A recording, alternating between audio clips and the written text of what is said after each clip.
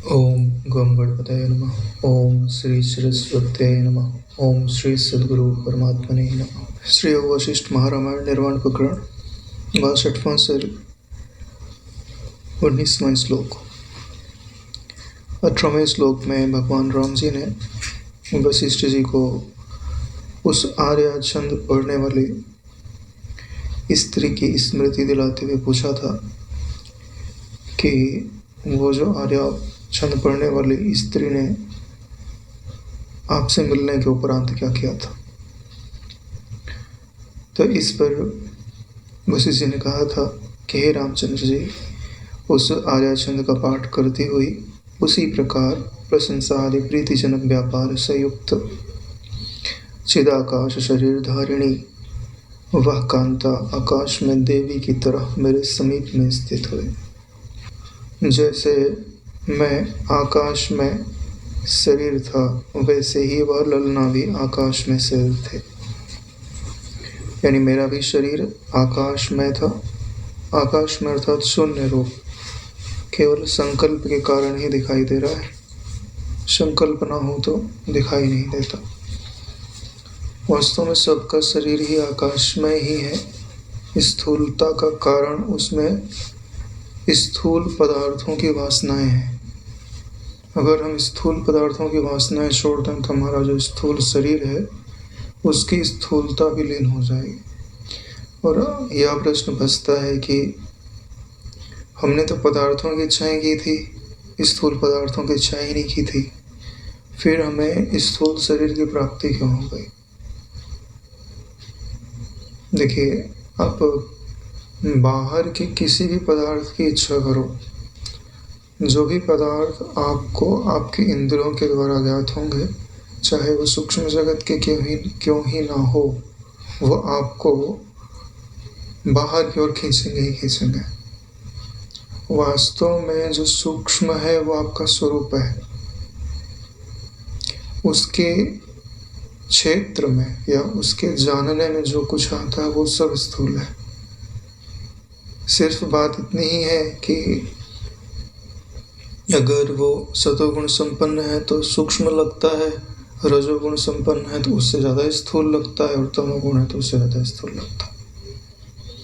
ज्यों ज्यों समय बीतता जाएगा, बहिर्मुख दृष्टि पहले सतोगुण होती है, फिर रजोगुणी में चले जाती है, फिर तमोगुण में चले जाती है।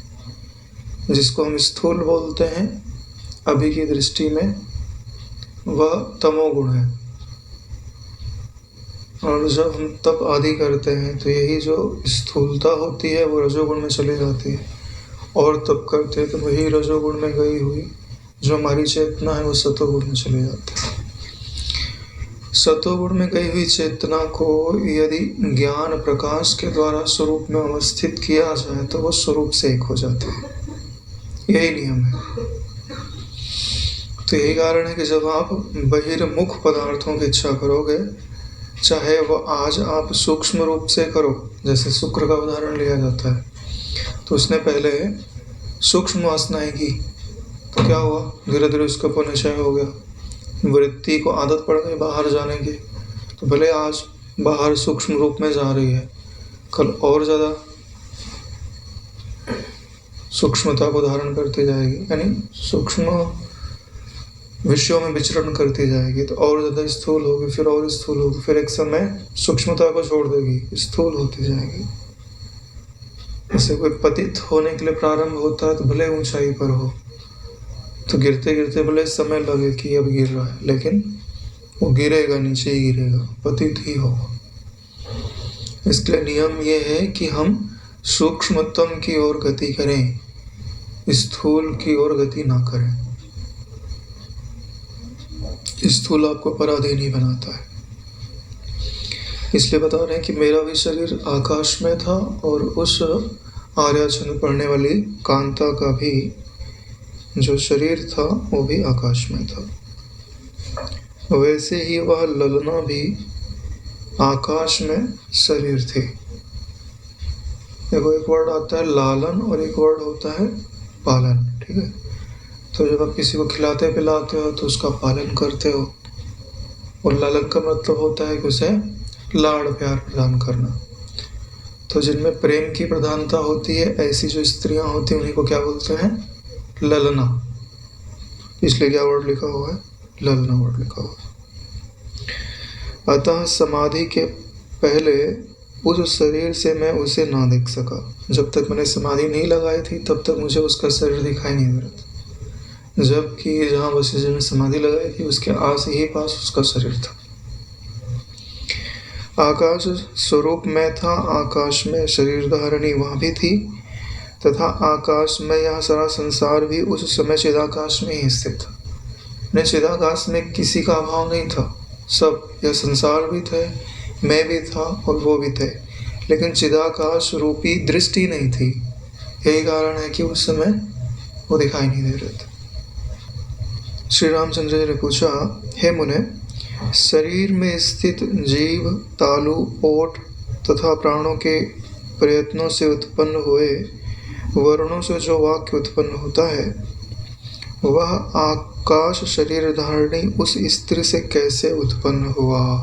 वे आकाश का मतलब होता है शून्य रूप। तो जो शून्य रूप है उससे न क्रियाएं संपन्न हो सकती हैं, न बोलना चालना ही संपन्न हो सकता है। लेकिन अगर वो आपसे बात कर रही है, कुछ छंद पढ़ के सुना रही है, तब तो उसके पास शरीर होना चाहिए, जीभ होनी चाहिए, तालु, दांत आदि होने चाहिए, तब तो बोलेगी। क्योंकि शब्द तो आपको सुनाई दे रहा है, ऐसा तो नहीं, कल्पना मात्र ही है। भगवान बाह्य रूप आदि का दर्शन तथा आभ्यंतर मन का अनुभव शुद्ध चिदाकाश रूप आत्माओं को कैसे हो सकता है? यानी जो शुद्ध चिदाकाश है उसमें न बाहर का जगत होना चाहिए, न भीतर मन आदि होने चाहिए। इसलिए उस समय आपने जैसे जगत के दर्शन तथा संभाषण आदि व्यवहार किए, उनका जो निचोड़ हो वह मुझसे कहने की आप कृपा कीजिए। तो वहाँ पे तो व्यवहार की सिद्धि नहीं होनी चाहिए थी, फिर भी आपने वहाँ पे व्यवहार किया, लेना देना बोलना आदि किया। तो आपने कैसे किया? जबकि अगर मैं देखूं तो चिदाकाश में स्थित होने के पश्चात तो ये सब करना संभव नहीं होता है। महाराज वशिष्ठ जी ने उत्तर दिया, हे श्री रामचंद्र जी, जैसे स्वप्न में बाह्य और आभ्यंतर ज्ञान, शब्द पाठ और वचन आकाश में ही स्थित रहते हैं, वैसे ही वे सभी पदार्थ उस चिदाकाश में ही रह रहे हैं। उदाहरण किसका दे रहे हैं? स्वप्न का। स्वप्न हर चीज आकाश रूप नहीं है, आकाश रूप ही है। लेकिन आकाश रूप किसको अनुभव में आता है? जो स्वप्न से जग जाता है। स्वप्न के समय वो नाम रूप में ही लगते हैं और वो क्रिया संपन्न होता है, क्रिया करने में समर्थ होता है। वहाँ पे शब्द भी सुनाई देगा, स्पर्श भी आएगा, गिरेंगे तो चोट भी लगेगी, हर चीज़ें होती हैं। तो उसी का उदाहरण देख करके बता रहे हैं कि वहाँ बाहर का भी जगत है और वहाँ मन भी है, जबकि वो सब मन में ही स्थित है। यानी जैसे दिया से दिया जलता है ना, ऐसे ही ये जो मन है ना, इससे अनेक मन उपजने में समर्थ है। आपको क्या लगता है, जो आपके भीतर इच्छा संकल्प विकल्प करता है, इसी को मन बोलते हैं? यह मनाभास है। वास्तव में मन क्या है पता है? ये जो पूरे जगत को धारण करके रखा है, उसी का एक हिस्सा आपके मनाकाश रूप में, मनाभास के रूप में अनुभव में आता है, जो संकल्प विकल्प कर रहा होता है। वास्तव में जो आपका मन है वो पूरे का पूरा हर वस्तु को धारण करके रखा हुआ। ऐसा मत समझिए कि जो आप में इच्छाएं करता है उसको ही मन बोलता है, नहीं। जिसने सारी वस्तुओं को धारण किया है वो भी मन है, और जो उन वस्तुओं के लालायित है वो भी मन है। तो उदाहरण देकर के उन्होंने बता दिया कि शब्द पाठ और वचन आकाश में स्थित होते हुए भी अनुभव में आ सकते हैं, ठीक जैसे स्वप्न में ये सारी चीजें अनुभव में आती है। हे श्री राम जी, जैसे आपके स्वप्न में चिदाकाशी बाह्य तथा अभ्यंतर पदार्थों के रूप से उदित होता है, वैसे ही मेरे उस समाधि काल में भी वह सारा दृश्य प्रपंच चिदाकाश रूप ही स्थित था।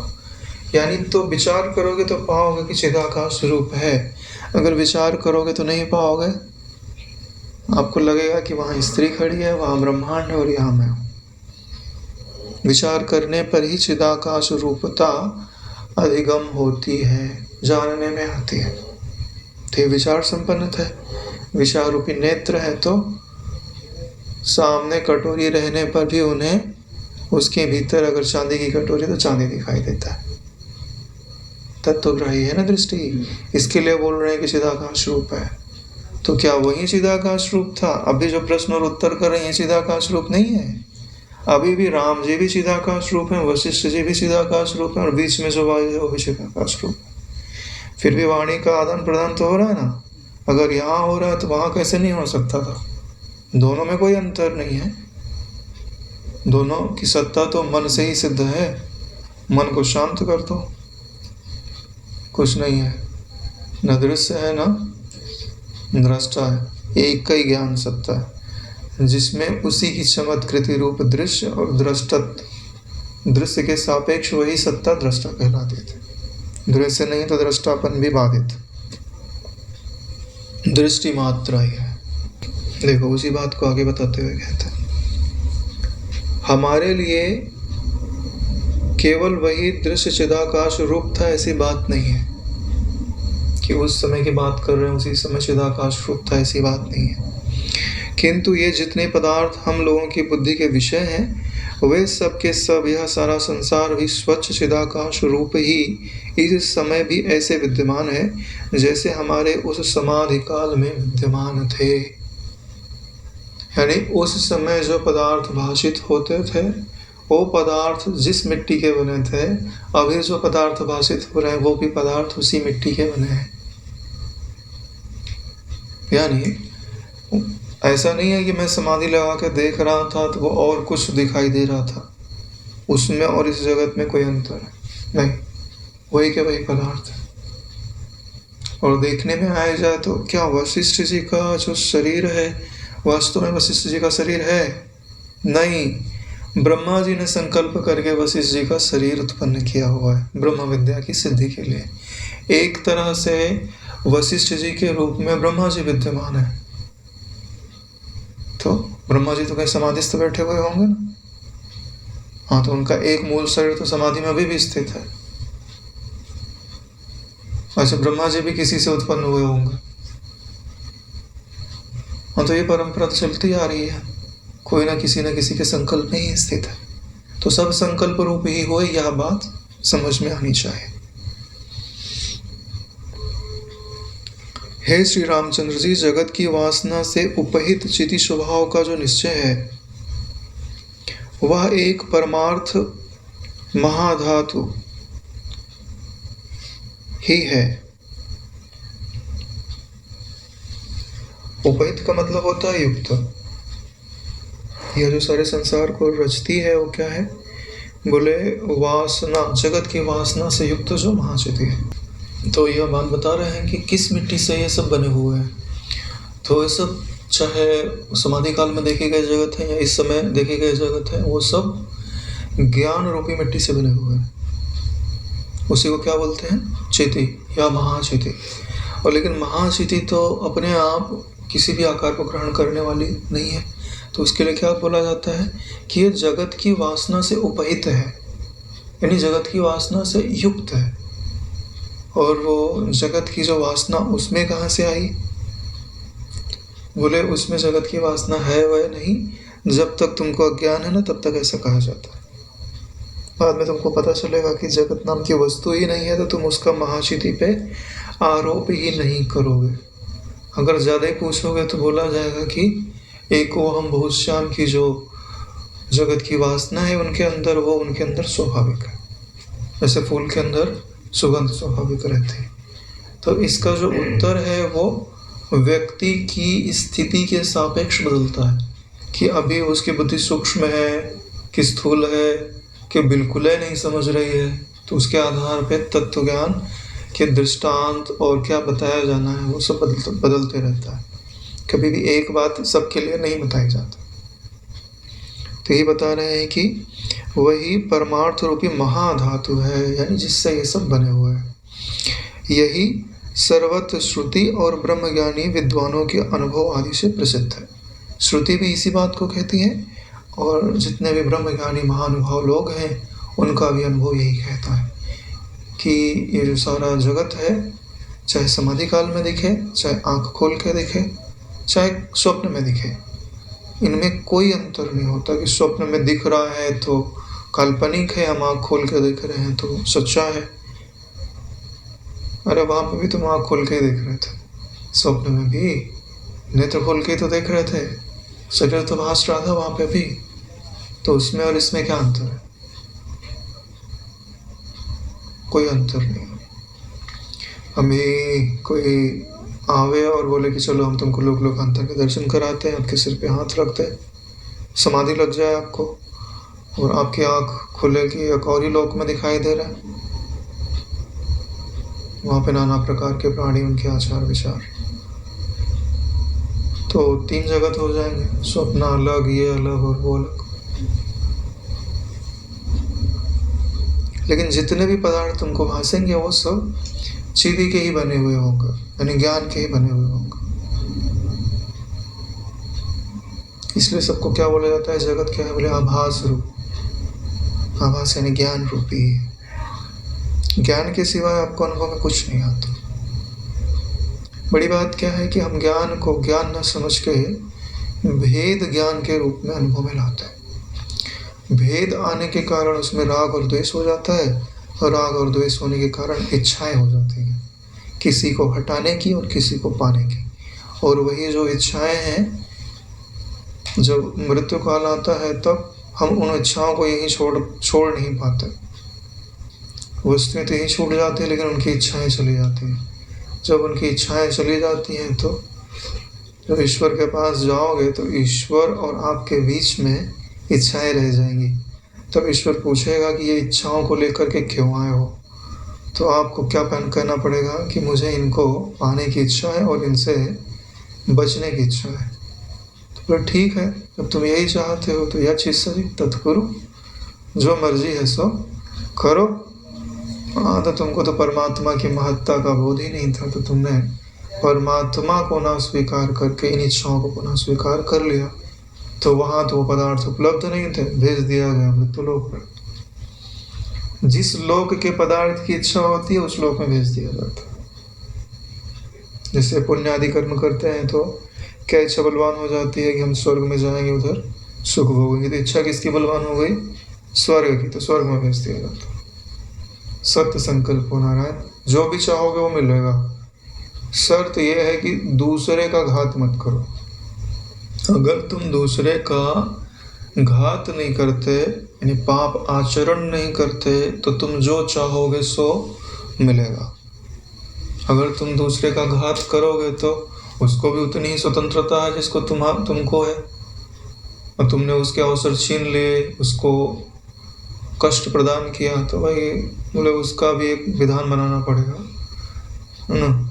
तुमने जितना लिया उतना उसको जाके दो। किसी का शोषण किया तो अगले जन्म में तुम उसका गाय बनो, बैल बनो, उसकी सेवा करो। ज़्यादा ही शोषण किया तो उसके घर में कहीं पेड़ बनो, उसको छाया दो, खुद ताप सहो और उसको छाया प्रदान करो। तो जिससे लिया है उसको देना तो पड़ता ही है नारायण, ये तो कर्म का बंधन है।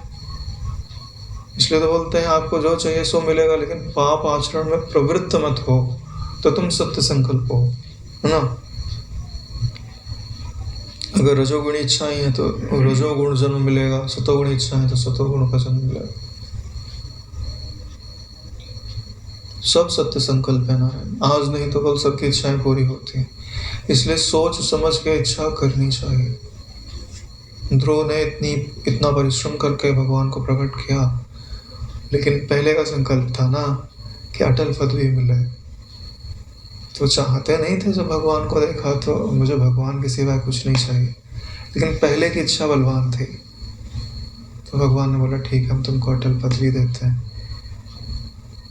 इतना हृदय प्रसन्नता से, आह्लाद से भर गया था कि मुंह से वचन ही नहीं निकल रहे थे, बोलने में ही नहीं आ रहा था। तो भगवान ने अपने शंख का स्पर्श कराया उनके गले से, तो वाणी स्फुटित हुई। वो चाहते तो नहीं थे कि हम भगवान से अलग हो जाए, क्योंकि उस समय जो आनंद होता है, जो शांति होती है, जो माधुर्य होता है, उसको कौन छोड़ना चाहता है। लेकिन वह पुनः प्राप्त कर होने में बहुत समय लगा। क्यों? क्योंकि उन्होंने पहले इच्छा रखी थी ना अटल पद पाने की। फिर बाद में नारद जी मिले तो उन्होंने सत्संग प्रदान किया, तब जाके देखो बाह्य दृष्टि से ईश्वर अलग मैं अलग वो मिलते रहे तो ये शाश्वत नहीं हो सकता। कभी ना कभी अलगाव तो सहना ही पड़ेगा। इसके लिए अगर ईश्वर से सदा के लिए एक होना है तो तत्व ज्ञान आवश्यक। ईश्वर का स्वरूप समझना पड़ता है, वास्तविक स्वरूप जो उनका है वो समझना पड़ता है। तो यहाँ उसी वास्तविक स्वरूप का वर्णन चल रहा है। थोड़ा इंद्रियों को संयत करना पड़ता है, बुद्धि को थोड़ा सूक्ष्म करना पड़ता है, और थोड़े काल के लिए विषयों से विरक्ति रखनी पड़ती है। बोले थोड़े काल के लिए अब क्या बोलते हो, ज्ञान पाने के बाद क्या हम स्वतंत्र हो जाते हैं भोग भोगने के लिए? बोले नहीं। हाँ फिर तो इतना उत्तम रस प्राप्त हो जाएगा कि तुम उसके बारे में सोचोगे भी नहीं, भोगने की बात तो दूर की रहे। अरे भाई, जिसके घर में ही उत्तम पदार्थों का ढेर लगा हुआ हो, अब वो जाए मजदूरी करके और फिर जा करके मजदूरी करने के उपरांत जो रूखा सूखा थोड़ा मिले उसको खा के धूप में बैठे और मलिन वस्त्र पहने, तो ऐसा तो नहीं देखा जाता। बिना परिश्रम के उसे उपलब्ध है, वो भी अत्यंत उच्च कोटि का, तो परिश्रम सहने क्यों चाहेगा?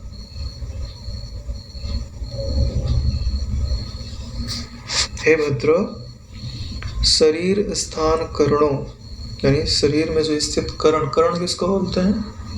करण बोलते हैं ज्ञान प्राप्ति का जो साधन होता है। जैसे आंख क्या है? बहिकरण में से एक करण। अपने 5 बहिकरण है और 4 अंतःकरण है, यानी 5 बाहर से ज्ञान लेने के साधन है और 4 इनके बिना अभी ज्ञान लेने के साधन। टोटल 9 करण होते हैं। मन बुद्धि चित्त अहंकार ये अंतःकरण, और नेत्र स्पर्श श्रोत्र घ्राण और रसना स्वाद इंद्रिय, तो ये 5 ज्ञान इंद्रिय जिनको बोलते हैं वो भी करण। तो क्या बोल रहे हैं? शरीरस्थ करणों, यानी जीव आदि इंद्रियों की सत्ता में आपको कौन सी प्रभा है, यानी उनके रूप में कौन सा ज्ञान प्रकट है तो 5 साधन, लेकिन ज्ञान एक ही प्रकट है। एक ही वस्तु के बारे में बता रहे 5 तरीके से। फूल है तो नेत्र अपने तरीके से बता रहा है, स्पर्श इंद्रिय अपने तरीके से बता रहे हैं, लेकिन सब फूल को ही बता रहे हैं नारायण। ऐसे ही आपके पास जो 9 के 9 इंद्रियां हैं वास्तव में एक ज्ञान रूप ब्रह्म का ही निरूपण करती है, लेकिन सबको अलग अलग तरीके से बताया गया है तो सबका वर्णन अलग अलग आता है।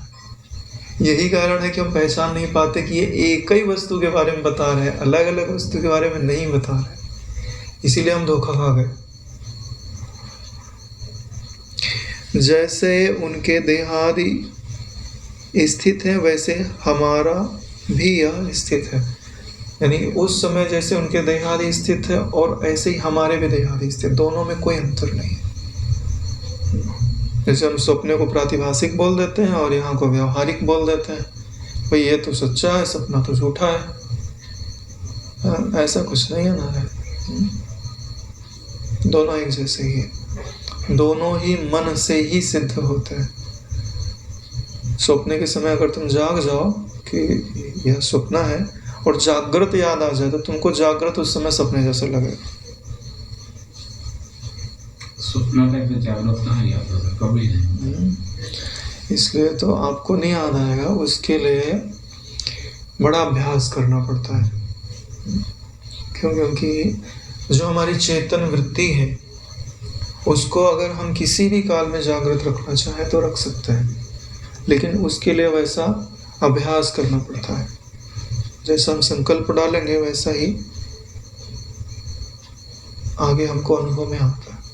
जो गहरे ध्यान आदि होते हैं उनमें इन चीज़ों के संकल्प हम डाल सकते हैं कि हमको स्वप्न दिखाई भी देता रहे और हमें यह अनुभव भी होता रहे कि यह स्वप्न है। और हमारा जो वास्तविक परिचय है वो हमको याद रहे। ऐसा होता है, लेकिन सबके चित्त में नहीं होता है। जिसके चित्त को ध्यान आदि के संस्कारों से संस्कारित कर दिया जाता है उनमें होता है। अभी तो आप मन के अधीन हो ना, मन आपके अधीन थोड़ी है। मन आपको जैसा दिखाता है वैसा आप देखते हो। जैसा आप देखना चाहो वैसा मन दिखाए, ऐसा जब हो जाएगा ना तब अनुभव में आने लगे। जैसे स्वप्नादि देहों की सत्ता है वैसे ही यह भी है। जैसे यह है वैसे ही वह भी है, यानी दोनों की एकता बता रहे। असत यह जगत सदरूपता को मानो प्राप्त है। असत रूप यह जगत सदरूपता को मानो प्राप्त है। वास्तव में जो जगत अभी अनुभव में आ रहा है कैसा है? बोले असत रूप है। असत किसको बोलते हैं? जो तीनों कालों में नहीं रहता, लेकिन अभी दिखाई दे रहा है, अनुभव में आ रहा है। क्यों अनुभव में आ रहा है? कि इसी असत रूप का एक टुकड़ा जो हमारा देह है, हमारी इंद्रियां हैं, उसके साथ हमने तादात्म्य कर लिया। अगर इनके साथ तादात्म्य छोड़ के देखो तो इनकी असत्ता का यथार्थ बोध होता है। इसलिए बोल रहे हैं कि सदरूपता को मानो प्राप्त हो रहा है, क्योंकि हम इनके साथ तादात्म्य कर ले, इनके साथ जुड़ गए। वैसे ही यह भी है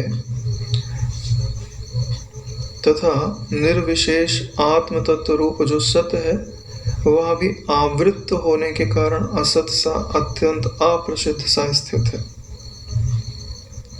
यानी जो हमारा आत्म स्वरूप है, जब उसका बोध नहीं है तो वास्तव में तो सत्य है, लेकिन बोध न होने के कारण हमको कैसा लगता है कि वो है ही नहीं।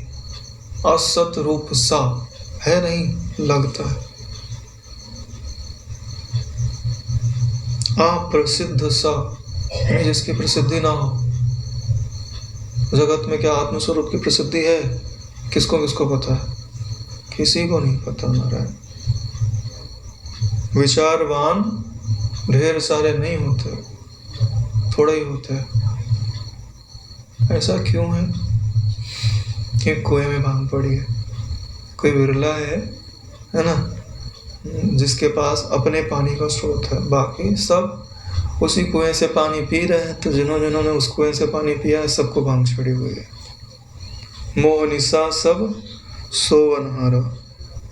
इतना ही नहीं, और सुनिए, भगवान राम जी को बोलते हैं, आपने प्रश्न तो कर दिया, अब सुनना भी पड़ेगा, है ना। समझ तो गए होंगे, लेकिन अभी हमारा कहने का पेट नहीं भरा, अभी तो हम आपको और सुनाएंगे। चिदानंद स्वभाव का जो व्यत्यास है, यानी उलटफेर है, वह भी ऐसा ही है, यानी उल्टा दिखाई देता है। आनंद अपने स्वरूप में है तो जगत में दिखाई देता है। सत वो है तो हमको जगत सत लगता है कि बहुत पहले से आ रहा है, अभी है और आगे भी जाता रहेगा। ज्ञान स्वरूप वो है और हम बहुत ही यहाँ पढ़ते हैं ज्ञान के लिए इस जगत में, कि यहाँ से हमको ज्ञान मिल रहा है। इसी को क्या बोलते हैं? उलटफेर। जो जहाँ है वहाँ दिखाई नहीं दे रहा है, व्यत्यास है। अच्छे अच्छे शब्द इन्होंने खोज खोज के लिखे हुए हैं। जैसे स्वप्न में पृथ्वी के ऊपर खेती आदि, रास्तों पर यातायात आदि तथा महल आदि के ऊपर शयन आदि का जो व्यवहार होता है वह भी सब चिदाकाश रूप ही है, वैसे ही उस समय मैं, आप, वह स्त्री तथा वह और यह सब कुछ चिदाकाश रूप ही था।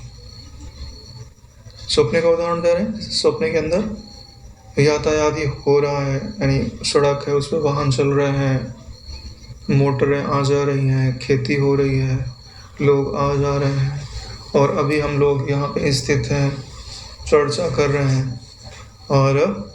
और वहाँ पे जो उस समय अनेक ब्रह्मांड दिखाई दे रहे थे, वो स्त्री दिखाई रहे थे। बोले तीनों एक रूप, सब चिदाकाश रूप है, चिद आकाश रूप है, ज्ञान मात्र ही है। और विचार के देखो तो कोई उपलब्ध नहीं है।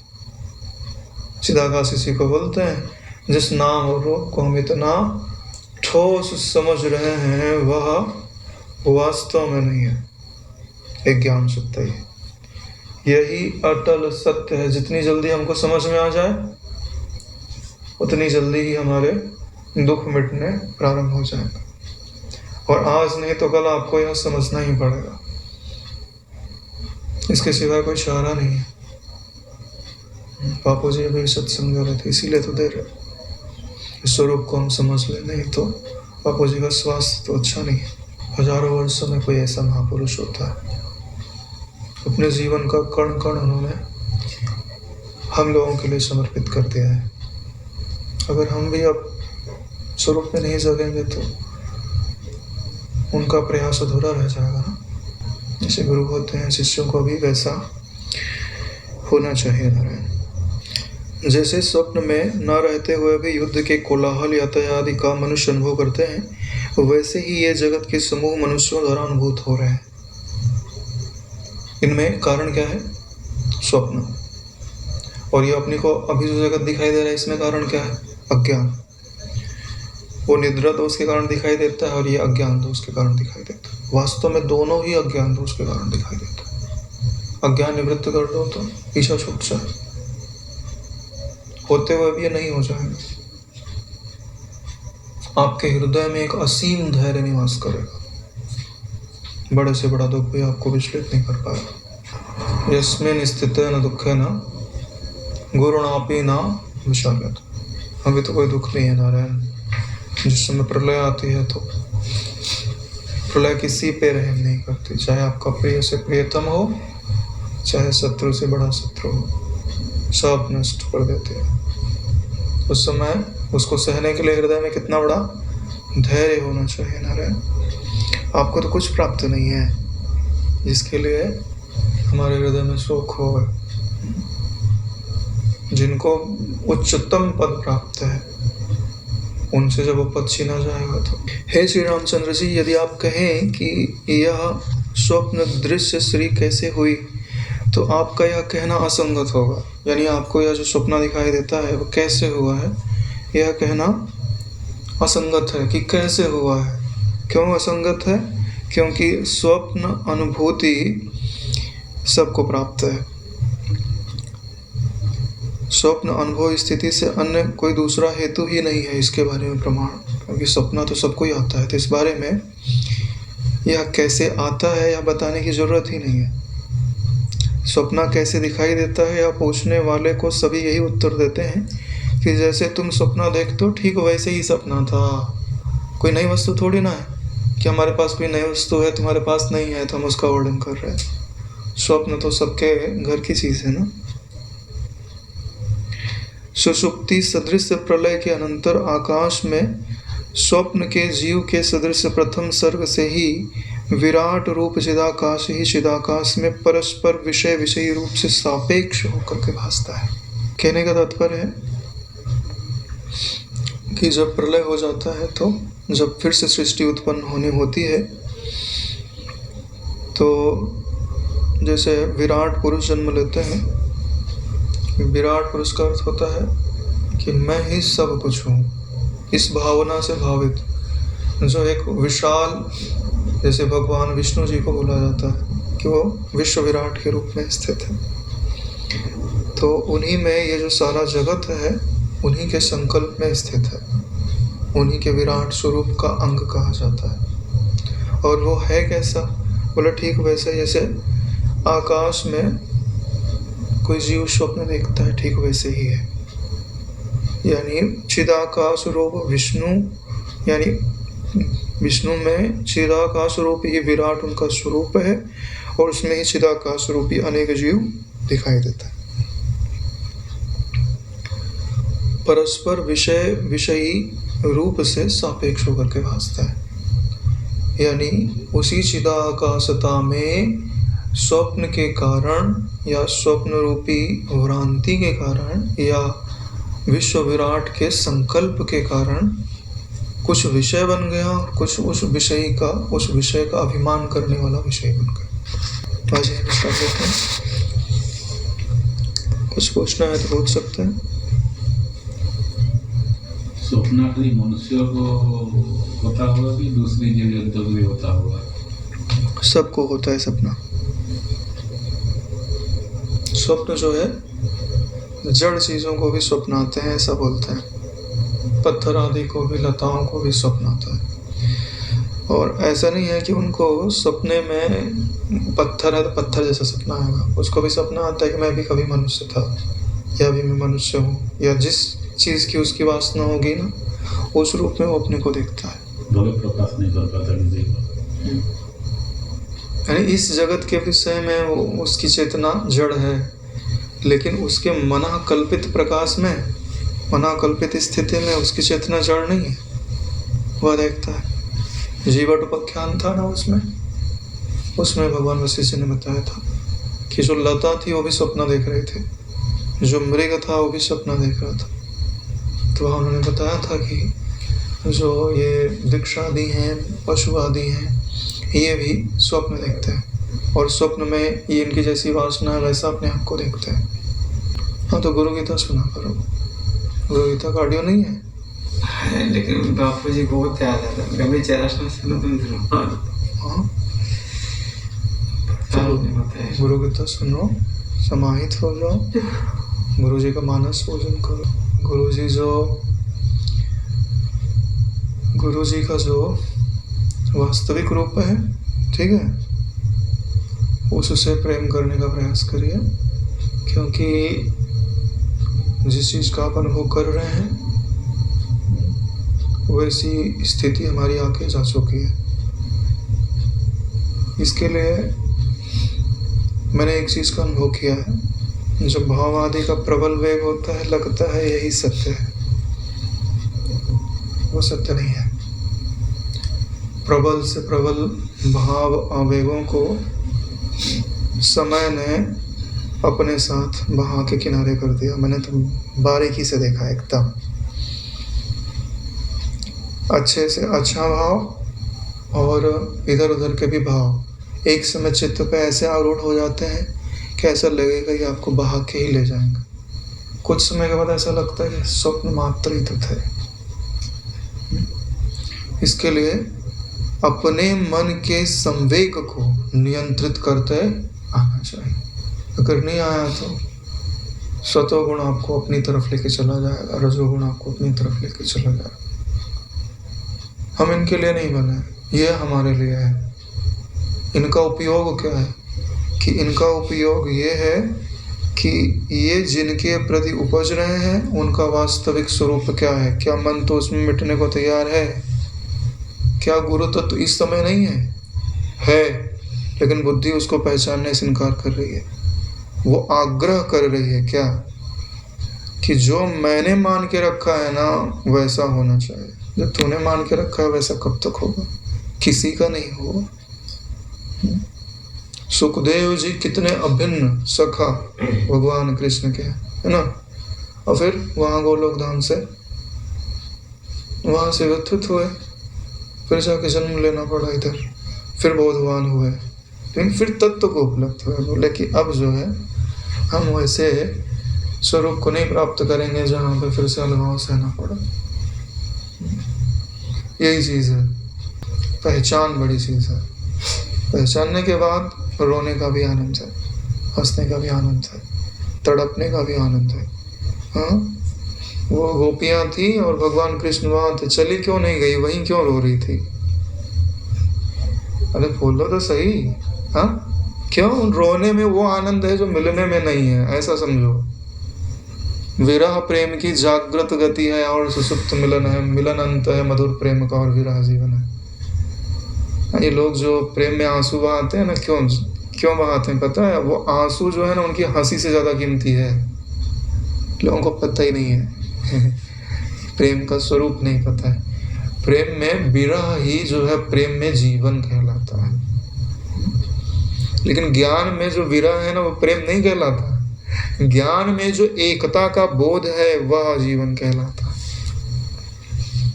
इसीलिए पहले एकता का अनुभव किया जाता है, फिर तुमको जो अनुभव करना है तुम एक टुकड़े करो अपने कि 1000 टुकड़े कर लो या अनंत टुकड़े कर लो, और फिर एक एक करके देखो, फिर वो तुम्हारी अलग बात है। इसके लिए है ना, गुरु जी का जो वास्तविक स्वरूप है वैसा सुनिए, समझिए और उस रूप में अपने गुरुजी की स्तुति करिए कि गुरुजी कि आपका यह स्वरूप है, अब मुझे इस स्वरूप का साक्षात्कार हो जाए, मुझे आपके वास्तविक स्वरूप से प्रेम हो जाए। आपका प्रेम इतना हिलोरे मारेगा कि जो वृक्ष आदि हैं आप उनका आलिंगन कर लोगे, ऐसा लगेगा इन रूप में मेरे गुरुजी प्रकट है। एक देशीय प्रेम नहीं होना चाहिए। क्या ये जर्रा जर्रा इस सृष्टि का क्या आपके गुरु की अभिव्यक्ति नहीं है? फिर एक देशीय कहाँ लेके जा रहे हो? परेशान करोगे गुरुजी को, है ना? ऐसा देखेंगे ना तो उनका हृदय फिर भूलेगा। फिर वो अपने यही कारण है कि अपने शरीर की परवाह नहीं लेते। क्यों? क्योंकि लोगों के भाव है, वो उनको उसी रूप में देखना चाहते हैं, उसी रूप में पूजना चाहते हैं, तो वो भी उसी रूप में व्यक्त होने को बाध्य हो रहे हैं। जबकि वो चाहते हैं कि मैं ऐसे रूप में प्रकट हो जाऊं कि तुम्हारी आंख से कभी ओझल ना हो। लेकिन हमारा ही आग्रह है कि हमको आप चाहिए तो इसी रूप में चाहिए। हमारा आग्रह उनको बाध्य कर रहा है। आपको पता नहीं चल रहा है, आपका आग्रह उनको दुख दे रहा है, सुख नहीं देता। भक्ति के दो स्वरूप होते हैं। एक में जैसी उनकी दृष्टि है, हम उस दृष्टि में मिटने को तैयार है। एक हम अपनी दृष्टि के अनुसार अपने इष्ट को देखना चाहते हैं। हाँ, तुलसीदास जी गए वहाँ पे, कृष्ण भगवान थे, बोले तुम भगवान राम बन जाओ। परिश्रम पड़ा भगवान को कि नहीं पड़ा? काहे को रूप बदल ले? हम होते तो बताते वहाँ तुलसीदास जी को। ये भक्ति का स्वरूप होता है। एक चीज मैं बोलता हूँ। हाँ, अब जैसे कृष्ण भगवान मिट्टी खा रहा है, मिट्टी खा रहा है तो मुंह खोल के दिखा है तो पूरा, तो उस टाइम उसका माँ साक्षात्कार हो गया। बाद में बोला उसकी माँ तो साक्षात्कार हो गया, ऐसे बोल ब्रह्मा बता रहा है। उसके बाद फिर क्या करता भगवान ने? अज्ञानता भर देता है। अज्ञानता का फिर देखता है कि वही समझ लेते हैं कि मेरे जैसा सत्य, ये सत्य बात है। तुम्हारी इच्छा के अलावा तुम्हारे ऊपर कोई आवरण नहीं डालता। ठीक है? माता यशोदा की क्या इच्छा थी? कि मैं ईश्वर को बालक के रूप में खिलाऊं। ठीक है? तो उनकी इच्छा बलवान है। भगवान ने बीच में ज्ञान डाला, लेकिन उनका इच्छा क्या बोल रही है? आप मेरा अनादर क्यों कर रहे हैं? बोला ठीक है, हमने जो तत्व ज्ञान दिया हम उसको ढक देते हैं, तुम्हारी इच्छा बलवान। इसलिए बोल रहे हैं कि अपनी इच्छा को जो है ना इतना बलवान मत बनाओ कि ईश्वर की इच्छा पे वो इच्छा हावी हो जाए। फिर वो क्या नाम एक रूप और नाम रखने के लिए दिया है? नहीं, सारे रूपों में उनको पहचानने के लिए दिया हुआ है। उद्धव की तरह डांट खानी पड़े इसके पहले समझ आना चाहिए। अगर प्रेम हृदय में झलो हलोरे मार रहा है ना तो उसको बोलना चाहिए कि तुम, है ना, परा प्रेम के रूप में परिणत हो जाओ। जहां मैं देखूं ना वहां तुम्हें दिखाई दो। जितने भी रूप दिखाई दे रहे हैं उन सब को फाड़ करके तुम बाहर आ जाओ। कब तक तमोगुणी पर्दे में छिपे रहोगे? कब तक रजोगुणी पर्दे में छिपे रहोगे? कब तक नानात्व के पर्दे में छिपे रहोगे? जब प्रेम होता है ना तब क्या करता है? बापू जी ने नहीं बोला हुआ है कि जब तक इस सृष्टि का जर्रा जर्रा तुम्हें ब्रह्म ना दिखने लगे ना तब तक तुमको साक्षात्कार नहीं होगा। ब्रह्म यानी गुरु रूप में इस सृष्टि को देखो। सबसे बड़ा सौभाग्य क्या होता है? जिस दिन तुमको ब्रह्म ज्ञानी गुरु मिलता है। ब्रह्म ज्ञानी गुरु का मतलब समझते हो? एक ऐसा गुरु जिसकी दृष्टि से तुम कभी ओझल नहीं हो सकते, क्योंकि तुमने एक आकृति को गुरु नहीं स्वीकार किया है, पूरे अस्तित्व को गुरु स्वीकार किया है। इस समय मेरी मृत्यु को जो देख रहा है ना मेरे गुरु जी है। गुरु बुद्ध्यात् मनो नान्यत् सत्यम सत्यम वरानने तत्लाभार्थम प्रयत्नस्तु कर्तव्यश्च मनीषिभिः। जिस दिन ये श्लोक पढ़ा था तब से लेकर के आज तक मुझे यही अनुभव में आता है। और जब ये समझ में आया ना तो उसके बाद से दृष्टि बदलना प्रारंभ हो गई।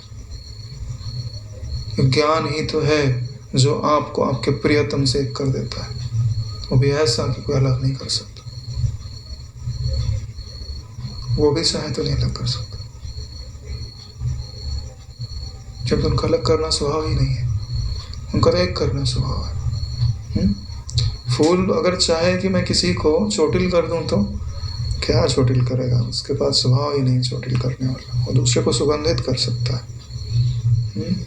डरा सकता जरूर है अपने वचनों से, है ना, लेकिन कर नहीं सकता। हाँ, तुलसीदास जी की बात बताना रहेगी, बाद में बोलोगे कि आप क्या बोल रहे थे, ठीक है। देखो, उस समय का देश काल अलग रहा होगा, लेकिन भक्ति इसको नहीं बोलते हैं। भक्ति बोलते हैं कि जितने भी रूप आपके दिखाई दे रहे हैं वो सारे रूप बाधित भासमान है और आपके इष्ट का ही रूप सत्य है। तो भगवान ये रामायण में उन्होंने लिखा नहीं है कि जितने भी रूप है सब चिदानंद में देह तुम्हारी, विगत विकार जाने अधिकारी। तो एक ही मंदिर में मूर्ति बदलने क्यों गए? पूरे भारत में घूम गए होते, सभी मूर्ति बदल जाती, झंझट ही खत्म हो जाता, है ना।